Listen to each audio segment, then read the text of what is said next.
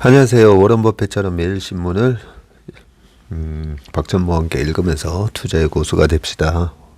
웜의 신박 오늘 11월 22일 월요일 순서입니다. 보통 기업들 월급날이 25일인 경우가 많은데 금융권에서는 또 21일이 월급인 회사도 꽤 많습니다. 그래서 직장인들한테는 21일, 25일이 상당히 좀 기분 좋은 날이기도 합니다. 주말 잘 보내셨습니까? 보니까 이제 단풍이 마지막 피크를 지나는 그런 주간이었기 때문에 주말에 뭐 차가 많이 막히더라 뭐 이런 얘기들도 많았고요. 실제로 또 수능도 끝났기 때문에 가족과 또 함께 보내는 그런 시간들 많이 보내셨으리라 생각이 듭니다. 오늘 기사는 여러 가지 이제 소비 패턴의 변화와 또 제가 좋아하는 조용헌 살롱 그리고 강헌의 히스토리 인 팝스 뭐 이런 칼럼도 오늘 준비해 봤고요. 마지막에는 김영희 교수님이 내년 초에 증시 한 번 더 급락한다. 나도 30년 만에 예금 가입했다. 라는 기사까지 한번 오늘 다뤄보도록 하겠습니다. 먼저 그 전자담배, 가향담배, 담배 소비량 늘었다. 라는 기사인데 신종담배의 습격 청소년 여성 사무직 흡연 인구가 다시 증가하고 있고 관련형 전자담배는 3년 새에 33%나 늘었다고 되어 있네요. 전자담배가 관련처럼 해롭고 오히려 금연을 늦출 뿐이다 라는 또 비판도 있네요. 최근 몇 년 새 전자담배와 가향담배 등 향이 첨가된 뭐 그런 말이겠네요. 가향담배 등 신종 담배 제품이 선풍적인 인기를 끌면서 국가적 금연 운동이 무색하게 총 담배 소비가 증가세로 반전된 것으로 나타났다. 그래요? 청소년과 여성, 사무직 등을 중심으로 신종 담배 소비가 전통 관련 입담배 소비 감소량보다 더 많이 늘어서 전체 담배 소비량을 오히려 끌어올리고 있는 것이다 라고 합니다. 이러니까 이제 KTNG 주가가 최근에 보면 약간 방어적 성격으로도 올라가긴 하지만 오히려 담배 소비량이 늘어나는 또 이런 부분이 있었네요. 20일 기획재정부에 따르면 올 상반기 총 담배 판매량은 17억 8천만 갑으로 작년 상반기에 17억 4,830만 갑 대비 2% 증가했다. 이게 아마 우리나라에서만 이 정도 팔렸다는 거겠죠. 2019년 상반기에는 16억 7,300만 갑과 비교하면 6.4% 늘었네요. 3년 연속 증가세고 이에 따라 연간 총 담배 소비량은 2019년 34억 4천만 갑에서 2020년 좀 전에 말씀드렸던 거는 올 상반기였네요. 상반기랑 작년 상반기 2019년 상반기랑 비교한 거고 연간 총 담배 소비량이 2019년도에 34억 4천만 갑에서 2020년과 2021년 35억 9천만 갑으로 늘어난 데 이어 올해 더 증가할 전망이다. 호흡기 질환 위험이 큰 코로나 사태 속에서도 담배 소비가 늘어난 것이다. 이 가운데 관련형 전자담배의 판매량이 지난 3년 동안에 33%의 폭발적인 증가세를 보였고 국가적인 금연 운동으로 10수년간 관련 소비가 매년 줄어왔지만 최근 관련형 전자담배가 이를 상쇄하면서 점유율도 14%로 올랐고 관련형 전자담배는 기존 담배 절반 정도 길이의 담배 잎이 포함된 전용 스틱을 전자기기에 끼워서 섭씨 400도 이하로 가열을 해서 증기를 흡입하는 방식이네요. 담배 업체들은 관련형 전자담배가 관련보다 건강에 덜 해롭다고 주장은 하지만 의료계에서는 관련형 전자담배도 암 등 각종 질병을 유발하며 건강에 덜 해롭다는 증거가 없다고 반박을 하고 있다고 합니다. 담배 종류가 여기 사진, 담배 피는 분들 사진과 함께 권련형 담배는 담배에 불을 붙여서 연기를 마시는 형태고, 이때 섭씨 600도에서 한 800도 된다고 합니다. 그리고 권련형 전자담배는 담배를 400도 이하로 가열을 해서 증기를 흡입하는 방식이네요. 그리고 액상형 전자담배, 특수 액체에다가 니코틴을 녹인 뒤 기화해서 흡입하는, 그러면서 이제 니코틴 및 각종 발암 유해 물질을 흡입하는 거다라고 되어 있고요. 이거 읽어보면 좀 이상하지 않습니까? 왜 이런 걸 왜 이런 걸 흡입하시는지. 네, 담배 태우시는 분들 나름대로 이유가 있으시겠지만, 지금 읽어보면 다 안 좋은 물질을 흡입하는 건데, 제가 이제 저는 기관지가 안 좋아서 담배를 못 피는데요. 사실 조금 왜 이런 걸 흡입하시는지. 스트레스 해소가 된다라고 말씀도 많이 하시고, 네, 약간 예전에 저희 상사분들 중에서도 담배 피는 분들 얘기는 막 스트레스 받을 때 담배를 피면서 약간 이렇게 좀 멍해지면서 약간 그런 걸 이제 스트레스 완화용으로 그렇게 하시는 것 같습니다. 특수 제조 액상의 니코틴을 녹여서 들이마시는 액상형 전자담배도 최근 다시 인기를 끌고 있고, 뭐 이렇게 2019년 액상형 전자담배로 인한 폐 손상으로 미국 전역에서 68명이 사망하고 2,800여 명이 질환을 겪은 바 있고, 생각보다 숫자가 많지는 않네요. 업계에서는 현재 인터넷 포털 쇼핑 사이트 4만여 곳과 오프라인 매장들에서 액상형 전자담배를 판매 중이라고 추산을 했는데요.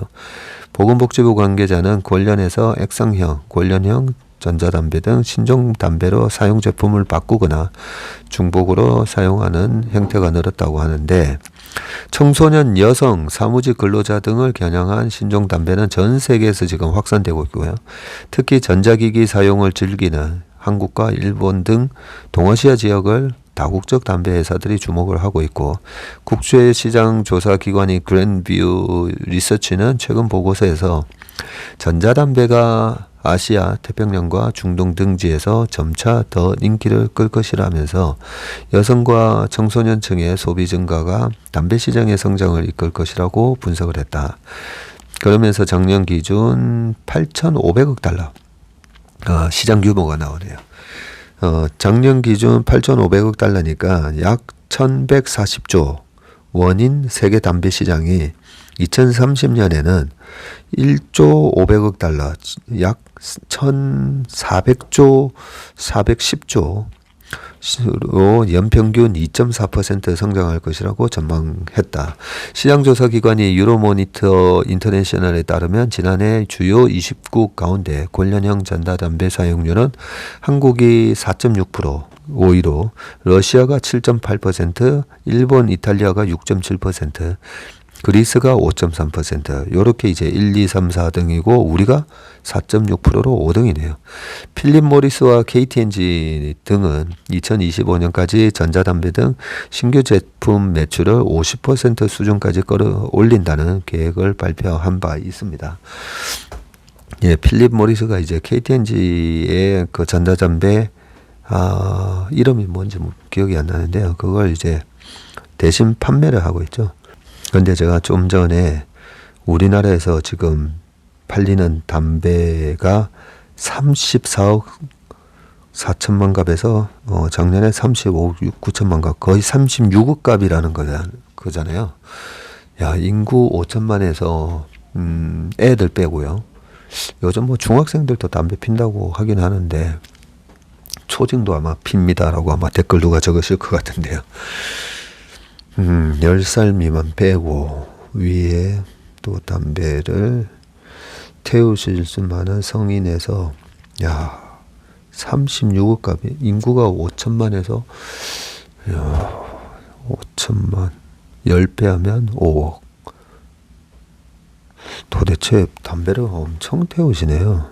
하긴 담배를 하루에 뭐 2갑 피웠다 이런 분들이 계시니까 야, 하루에 2갑만 피워도 365일이니까 야, 700갑 이상을 담배를 피신다는 거잖아요.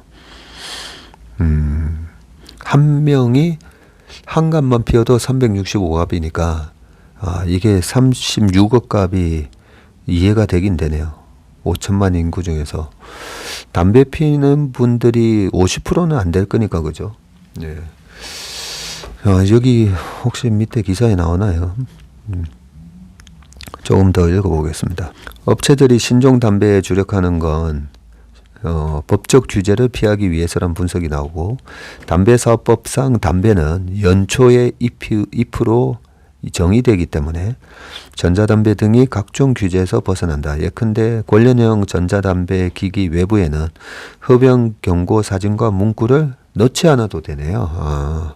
특히 연초의 잎이 아닌 줄기, 뿌리를 원료로 만들면 제세 부담금 부과 외에 법적 규제는 힘들어지고요. 합성 니코틴으로 만들면 아예 모든 규제를 받지 않는다고 합니다.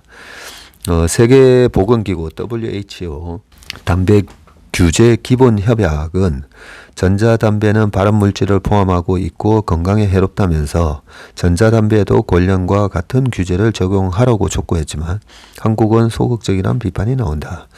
현재 흡연 전용기구 등의 판촉을 금지하고 담배 등 이용 정보를 영리 목적으로 인터넷에 게시하는 행위를 금지하는 정부 개정안이 국회에 묶여 있고요.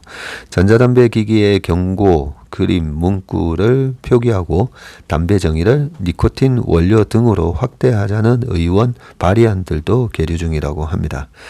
전자담배는 관련과 똑같이 중독을 유발하는 니코틴을 포함하고 있고요.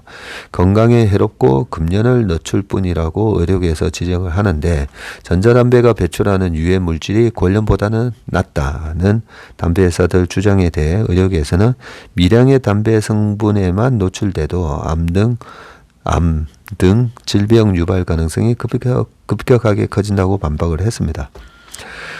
임민경 인하대 의대 교수는 담배 회사가 영업 비밀을 빌미로 제품과 배출물 성분을 공개하고 있지 않다고 지적을 했네요. 대한금연학회는 가열 담배, 관련형 전자담배가 기존 담배보다 건강에 덜 위하다는 근거는 없다고 합니다.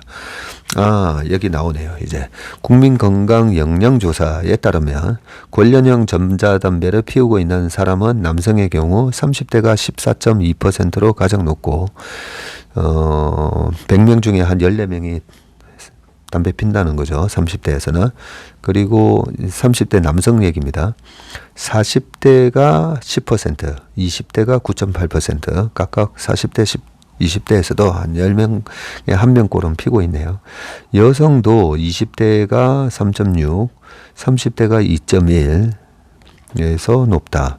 청소년 건강형태조사에 따르면 청소년의 액상형 전자담배 현재 사용률은 2020년에 1.9%에서 작년에 2.9%로 늘었네요.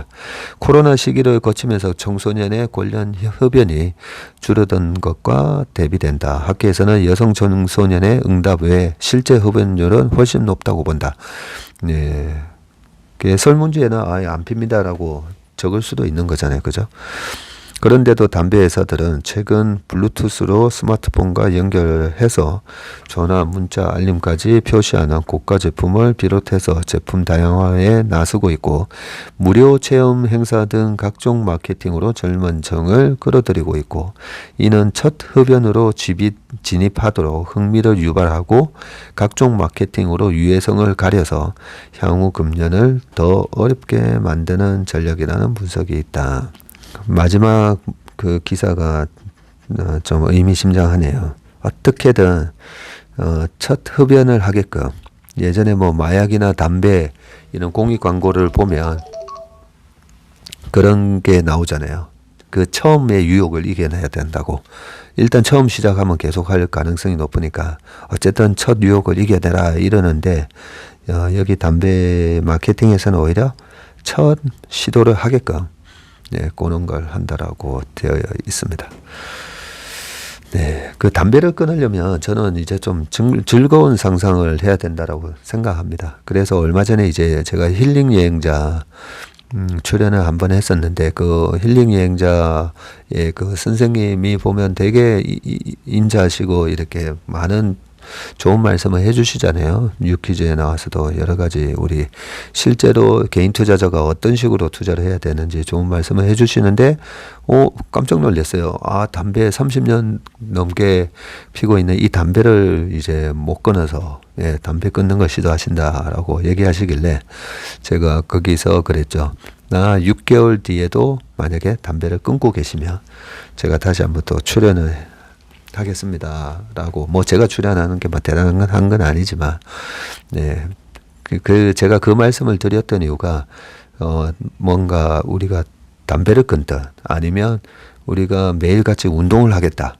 이랬을 때, 긍정적인 상상을 하는 게 중요하다라는 게 그게 모티베이션 이론 이런 거에 나오더라고요. 심리학 이론에 보면 똑같은 모티베이션이라도 벌을 주는 모티베이션, 상을 받는 모티베이션, 상을 받는 모티베이션이 훨씬 그 효과가 더 높다는 거죠. 그래서 담배를 끊게 되는 그 어떤 좋은 점이 뭔가 저는 이 부분을 강조를 해야 된다고 생각합니다. 그 담배값에 폐암 걸려가지고 그런 사진보다도 그래서 그런 상상이 제가 하는 말씀 드리면 저는 담배를 피우시는 분들이 저희 회사도 이렇게 다 밖에서 담배 한 대 태우고 이래 들어오시면 입에서뿐만 아니라 그 옷에서도 냄새가 되게 많이 나잖아요. 그런 부분은 이제 본인들은 잘 모르시잖아요. 그래서 저는 이제 담배를 끊게 되면 굉장히 좀 깔끔해진다라고 생각합니다. 깔끔해. 그러면 이제 깔끔하고 말쑥해진 그 모습에 아마 가족분들도 좋아하실 거고, 나의 달라진 그런 모습에 굉장히 만족을 하실 거라고 생각하거든요. 그래서 좀 즐거운 상상을 해보시면서 담배를 좀 끊으시는 걸 한번 시도해 보시면 좋을 것 같습니다. 그 다음 기사를 보겠습니다. 빈집을 사서 거주를 하면 4천만 원 줄게. 이탈리아 소도시의 인구 대책이라고 합니다. 네. 이탈리아도 제가 저번에 한번 찾아보니까 노령화에다가 저출산 상당히 이제 시달리는 나라로 제가 본 기억이 있는데요. 우리의 앞으로의 미래가 될 수가 있기 때문에 이런 기사를 통해서 실제로 우리도 앞으로 어떤 일이 벌어질지 한번 여기 있습니다. 힌트를 줄 수 있는 그런 기사라고 봅니다. 인구 감소로 고심하던 이탈리아의 한 작은 도시가 이주민에게 집 한 채를 사고도 남는 보조금을 지급하기로 결정했다고 CNN이 보도를 했네요. 이탈리아 남동부 프레시체 아쿠아리카는 주민을 유치하기 위해서 새로 이주하는 이들에게 최대 3만 유로, 약 4,100만 원 정도의 보조금을 지급하기로 했고요. 다만 1991년 이전에 지어진 빈집을 구입해서 실제 거주해야 한다는 조건을 달고 있습니다. 이 도시에서 매물로 나온 빈집은 2만 5천 유로 남짓, 방금 3만 유로를 준댔는데 빈집이 2만 5천 유로면 살 수 있다네요. 보조금을 받으면 집을 사고도 돈이 남고 시당국은 몇 주 안에 세부적인 관련 법령을 확정해서 시행할 예정이라고 합니다. 이 도시는 2019년 프레시체와 아쿠아리카 델 카포를 통합한 도시네요. 우리 그러고 보니까 마산, 창원을 합쳐가지고 지금 거기가 창원이 됐나요? 마산이 없어져서 예전에 기사에 옛날 마산, 구마산 이런 말도 있었을 정도로 창원보다는 사실 마산이 더 역사와 전통이 더 오래된 도시인데 합쳐지면서 마산이 이름이 없어졌다라고 저도 들었던 것 같은데 확실하지는 않습니다. 여기서도 이제 이탈리아 같은 경우도 인구가 주니까 두 도시를 합쳤네요. 합쳤는데 인구가 1,500명밖에 안 되네요. 두 도시를 합쳤지만 매년 인구가 줄어들고 실제 지난해에는 사망자가 150명으로 신생아 60명에 2.5배에 달했다. 결국 계속 인구가 줄게 돼 있네요. 알프레도 팔레세 시의원은 역사와 예술로 가득했던 거리가 서서히 비어가는 건 안타까운 일이라면서 빈집에 새 주민들이 들어와 살면서 도시가 활기를 띠는 그런 모습을 보고 싶다고 했다. 시당국은 이주민에게 보조금을 지급하는 것 외에도 창업활동에 대해서 세금을 줄여주고 신생아를 출산하면 현금을 지급하는 등 주민 유치를 위해 각종 혜택을 제공하고 있네요. 이탈리아 국가통계청은 지난해 기준 이탈리아 인구가 처음으로 6천만 명 이하로 감소했다면서 가까운 장래에 반등할 징조가 보이지 않는다고 우려를 했습니다. 네, 남일 것 같지가 않습니다. 그 다음에 조영헌 살롱이고요. 칼럼 이름이 조영헌의 살롱인데 21세기의 피라미드 네옴시티 라고 되어 있습니다. 요즘 이제 네옴시티 관련된 기사도 많았고 이번에 이제 왔다 가셨죠. 빈 살만 왕세자가 또 왔다 가셨기 때문에 뭐라고 하셨는지 이분이 제가 보니까 건국대 석좌 교수님이시네요. 문화 컨텐츠 학이라고 되어 있습니다. 사우디의 네옴시티 이게 허풍이 아니고 진짜로 실현된다면 피라미드 이래로 역사적인 건축이 될 것이다. 피라미드도 두세 개가 아니고 수백 개를 한꺼번에 짓겠다는 구상이다. 완공을 시킨다면 왕세자 빈 살만은 21세기의 파라오가 되는 셈이다. 일반인의 상식을 뛰어넘는 대건축은 이상하게도 사막 문명권에서 나온다. 상식을 깨부수는 게 상상력이다. 사막 문명은 밤에 별을 많이 보기 때문에 그만큼 상상력이 뛰어나다는 이야기인가? 아랍의 설화에서는 호리병이 나온다. 호리병 뚜껑을 열면 시커먼 연기가 나오고 그 연기가 어느새 몸빼바지 같은 풍성한 바지를 입고 터번을 두른 거인으로 변한다. 주인님 분부만 내리십시오. 뭐든지 하겠습니다. 알라딘 영화의 지니가 생각이 나네요. 뭐든지 할 수 있다는 뜻의 미스터 에브리띵이라는 별명이 붙은 빈살만이 연상이 된다. 2조 달러의 재산이 있다는 것이고 이게 2조 원이 아니고 2조 달러입니다. 2조 달러니까 우리나라 돈으로 2,800조 네, 가까이 된다는 얘기고요. 서류상으로는 네옴시티 프로젝트에 5천억 달러를 투입하겠다고 하니까 이 별명이 완전 허풍은 아닌 것 같다. 돈이 마일리지다. 이 돈은 석유 팔아서 나왔다. 이슬람의 선지자, 즉 아랍의 도사들은 수백 년 후 미래 세계에 땅속에 묻혀있는 석유가 세상을 바꿀 것이라는 사실을 화면에서 미리 보았던 것이다. 필자는 호리병에서 나온 거인은 이 석유를 상징한다고 해석한다. 되게 재밌지 않습니까? 이런 칼럼 읽으면 호리병에서 나온 거인은 이 석유를 상징한다고 해석한다. 복잡한 내용을 단순하게 압축시키면 신화적인 설명 방식을 취하게 된다. 피라미드를 세울 수 있었던 경제력은 나일강의 풍부한 농업 생산력에서 나왔다는 게 정설이다. 나일강의 주기적인 범람이 영양분이 풍부한 퇴적층을 형성하였다는 것이고 이 퇴적층에서 생산된 풍부한 곡물이 바탕이 되어 피라미드가 되었다. 네옴시티는 곡물이 아니고 석유라는 점이 다르다. 그러나 호리병의 거인은 연기처럼 사라진다. 몽환포영이다. 사라지기 전에 네옴시티를 지어야 되고 그 파트너로서는 한국이 중국, 일본보다 제일 궁합이 맞을 것이다. 피라미드 건설 작업에는 노예로 끌려간 유대인들이 대거 동원되었다고 한다. 예전에 저기 출애굽기죠. 그 창세기 다음에 이제 출애굽기 보면 모세가 이스라엘 백성을 이제 이끌고 애굽을 탈출하는 거잖아요.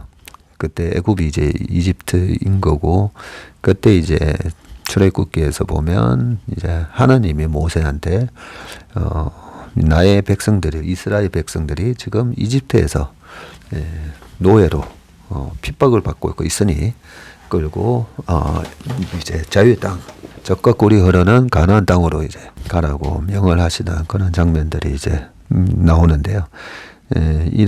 여기서 이제 그런 얘기를 하시는 거죠. 피라미드 건설 작업에는 노예로 끌려간 유대인들이 대거 동원되었다고 한다.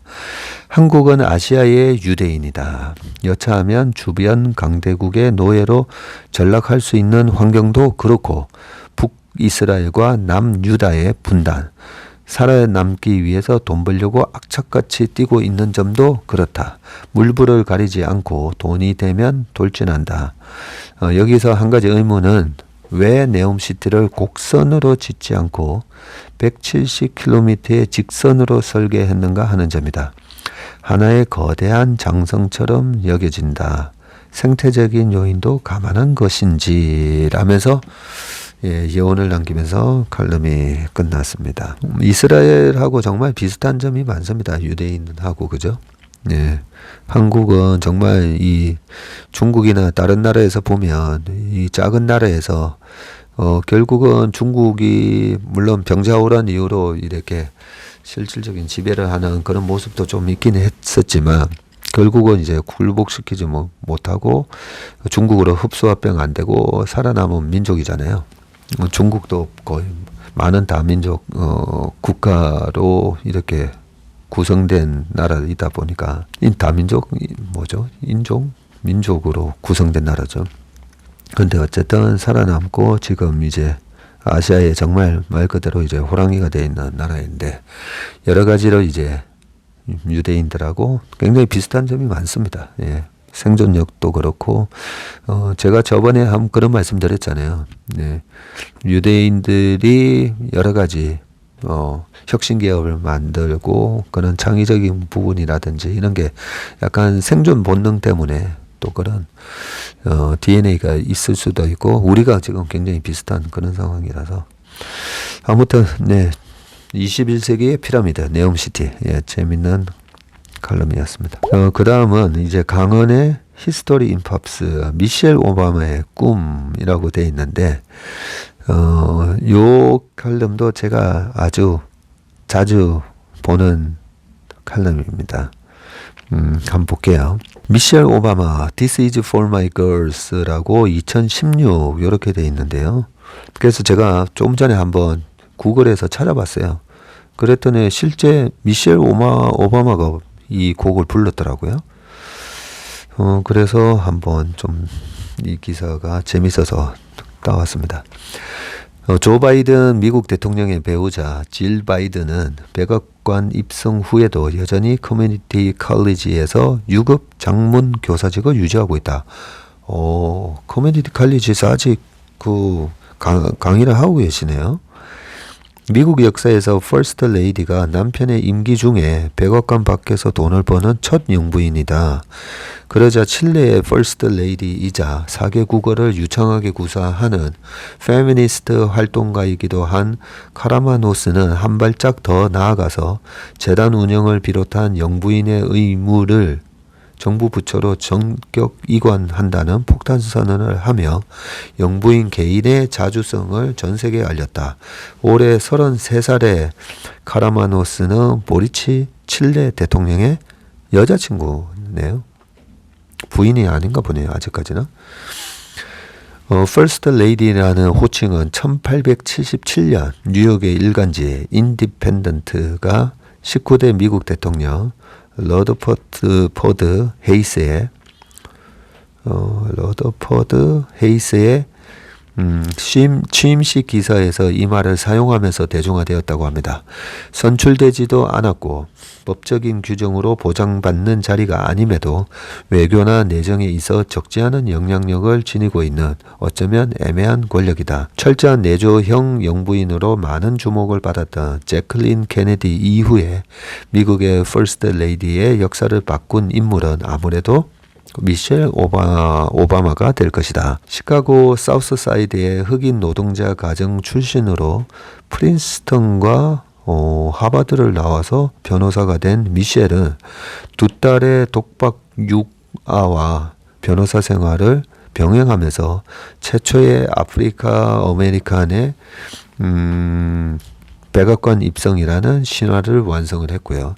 미셸은 명연설로 뛰어난 완성도를 지닌 저서로 그리고 래퍼가 되기를 서슴지 않는 다양한 캠페인의 중심 인물로 가장 미래지향적인 퍼스트 레이디 상을 만들어내었다.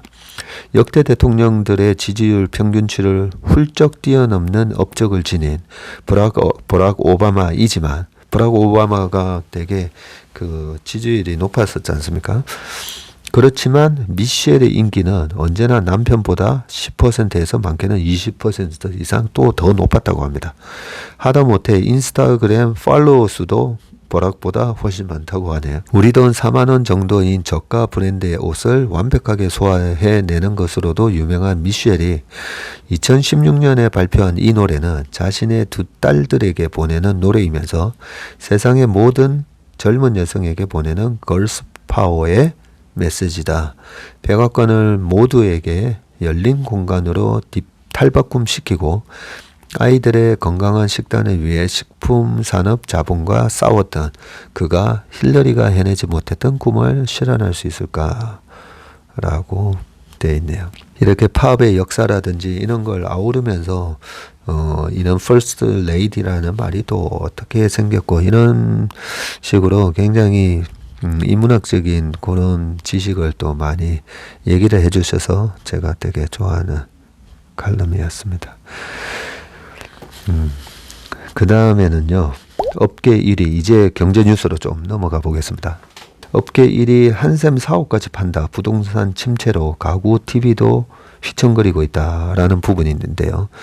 한번 보겠습니다. 한샘 부엌 가구 1등이잖아요.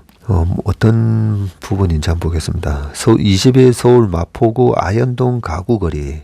이곳 상인들은 부동산 경기가 침체돼서 이사하는 사람은 없는데 원자재와 환율 영향으로 가구값은 올해 초보다 20% 올랐다면서 하루에 손님 두세 팀 받는 게 고작이라고 얘기를 했네요.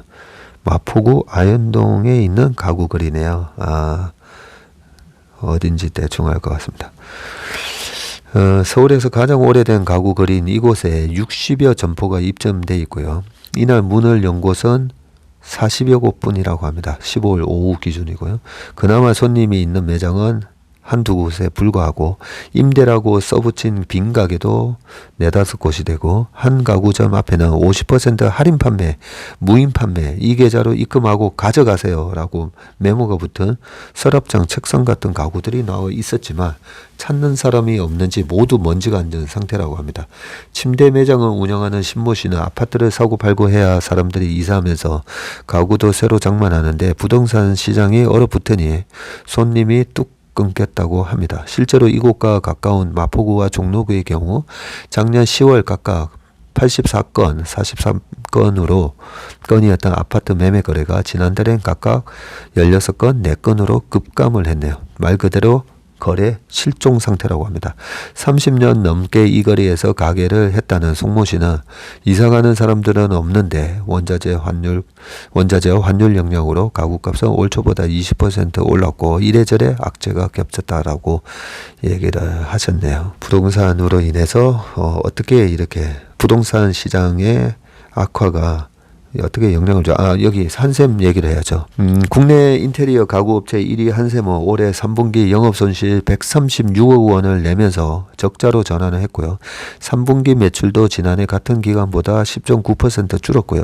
주력인 리모델링과 가구 부문 매출이 전년 동기 대비해서 각각 25에서 16.3% 감소를 했고요. 이런 와중에 김진태 대표이사가 서울 상암동과 방배동 4억 매각을 추진하겠다는 입장까지 밝혔네요. 신사업 추진을 위한 재원 마련이 명분이지만 한샘 직원들 사이에서는 상암 본사를 매입한 지 얼마 안 됐는데 벌써 4억을 판다니 회사가 괜찮은 게 맞느냐는 불안감이 커지고 있다고 합니다.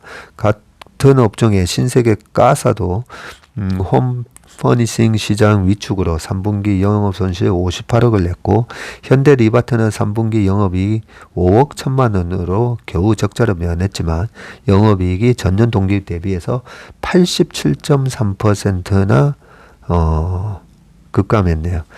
여기 포에 보니까 LG전자의 HE 가전사업본부도 적자 전환을 했다고 하고요. 삼성전자 VD 가전사업 부문은 67.1% 영업이익이 감소를 했다고 합니다. 4년 만에 월드컵이 열리는 해이기는 하지만 월드컵을 앞두고 마케팅을 강화하면서 자칫 손해만 더 커질지 모른다는 걱정이 앞서고 있고요.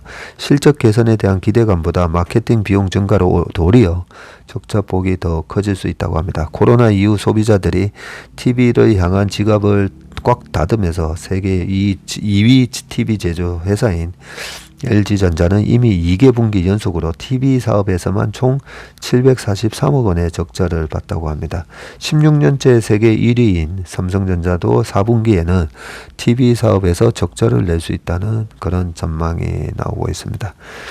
이렇게 이래저래 부동산 경기가 위축이 되면 어떻게 이렇게 경기에 영향을 주는지를 우리가 알 수 있는 그런 기사였다라고 생각이 됩니다.